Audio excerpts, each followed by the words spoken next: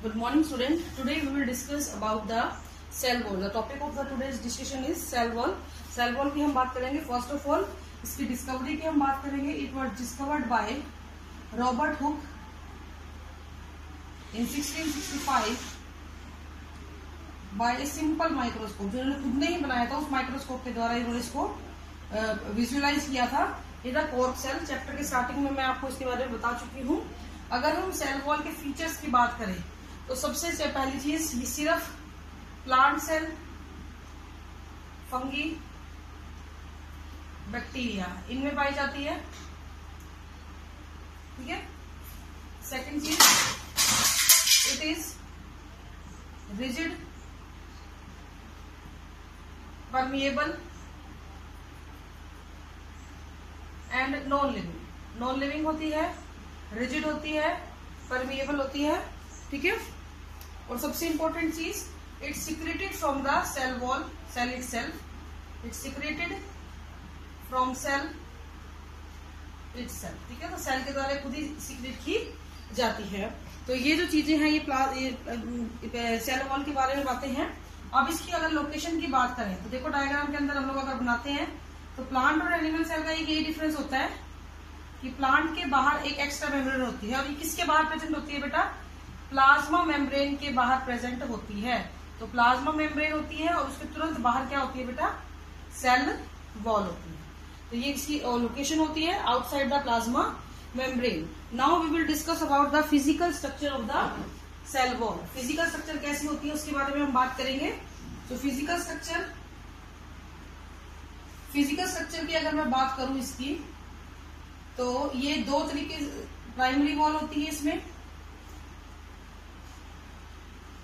Secondary wall,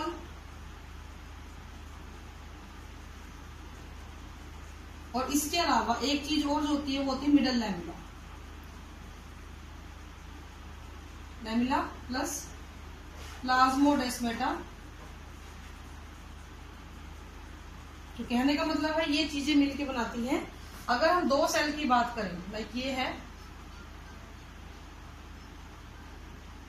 दो cell है adjacent, तो यहाँ पे जो बीच में मिलेगा इसको हम बोलेंगे बेटा, फॉर एग्जाम्पल ये प्राइमरी सेल वॉल है, इसके अंदर यहाँ मिलेगी सेकेंडरी सेल वॉल.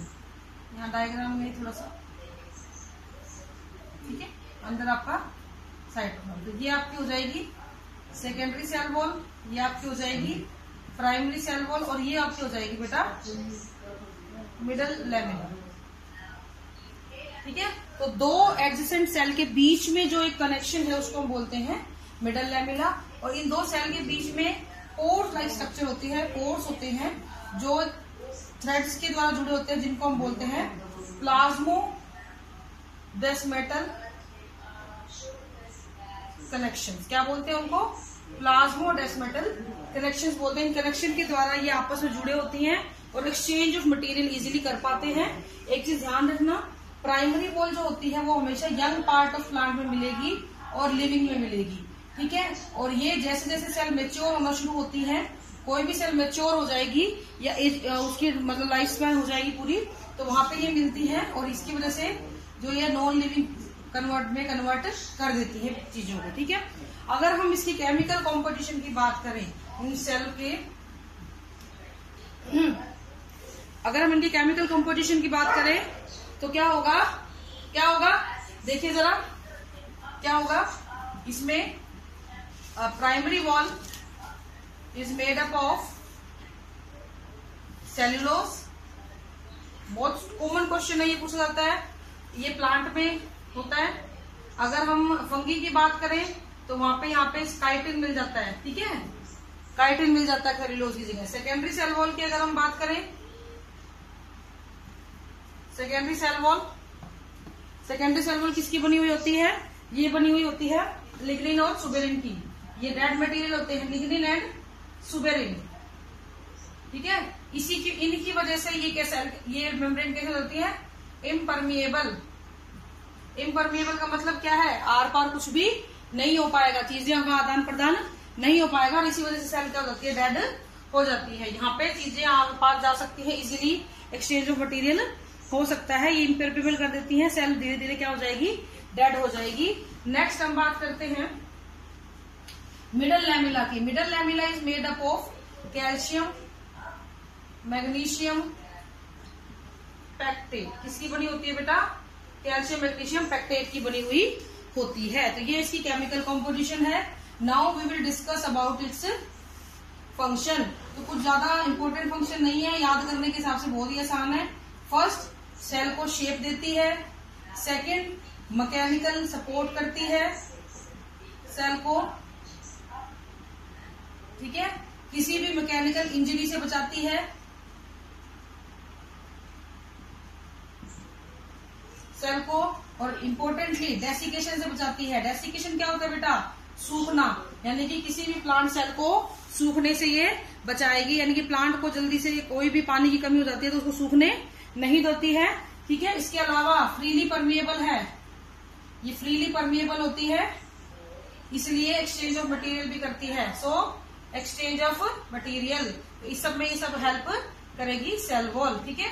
अब इसके कुछ फीचर्स की बात करें सेल वॉल की, अगर ऑस्मोटिक बिहेवियर की बात करें, इसके ऑस्मोटिक बिहेवियर की अगर मैं बात करूं तो वो कैसे होगा बेटा? देखिए जरा, osmotic behaviour of cell wall क्या होगा? अगर सेल को हाइपोटोनिक सॉल्यूशन में रखा जाए, किस सेल को? प्लांट सेल को, प्लांट की बात हो रही है, सेल वॉल प्लांट में ही मिलती है, तो हाइपोटोनिक में रखेंगे तो धीरे धीरे पानी सेल की क्या होएगा? पानी अंदर जाएगा, अंदर गया, सेल क्या हो जाएगी? स्वेलअप करेगी, स्वेलिंग हो जाएगी, स्वेलअप होएगी, धीरे धीरे ये इतनी ज्यादा फैलेगी तो यहाँ पे टर्गर प्रेशर जनरेट होगा। क्या जनरेट होगा बेटा? Turgor pressure. इस टर्गर प्रेशर की वजह से क्या होगा? धीरे धीरे यहाँ पे दबाव पड़ेगा। ये देखिए, ये बाहर की वॉल पे दबाव मारेगी, बाहर से सेल वॉल भी दबाव देगी। वो कौन सा प्रेशर होगा? वॉल प्रेशर होगा। और एक टाइम जब टर्गर प्रेशर वॉल प्रेशर के बराबर हो जाएगा तो पानी का आदान प्रदान बंद हो जाएगा, सेल फटेगी नहीं। तो हाइपोटोनिक सॉल्यूशन में रखने से सेल कभी भी बर्स्ट नहीं होती है। वो क्यों नहीं होती है? इन प्रेशर्स के मेंटेन होने की वजह से। अब बात आती है, अगर इसको हाइपरटोनिक सॉल्यूशन में रख दे तो क्या होगा? अगर प्लांट सेल को हाइपरटोनिक सॉल्यूशन में रख दिया जाए तो cell will shrink, cell shrink हो जाएगी। ये तो आप सभी को पता है कि जो आपका मटेरियल होता है हाइपरटोनिक सॉल्यूशन में पानी बाहर निकालेगा, लेकिन इसके श्रिंक होने के प्रोसेस को हम क्या बोलते हैं बेटा? प्लाज्मोलाइसिस। क्या बोलेंगे? प्लाज्मोलाइसिस। 3 स्टेजेस में कंप्लीट होता है ये। First, limiting plasmolysis. Second, incipient plasmolysis. Feeding cell plasmolysis, ठीक है। तो इन तीनों स्टेप्स के में कैसे कैसे होगा मैं आपको बता देती हूँ। सबसे पहले पानी बाहर निकलेगा सेल से, तो फर्स्ट स्टेज के अंदर क्या होगा? कॉर्नर से साइड प्लाज्मा मेम्ब्रेन कॉर्नर से हटेगी।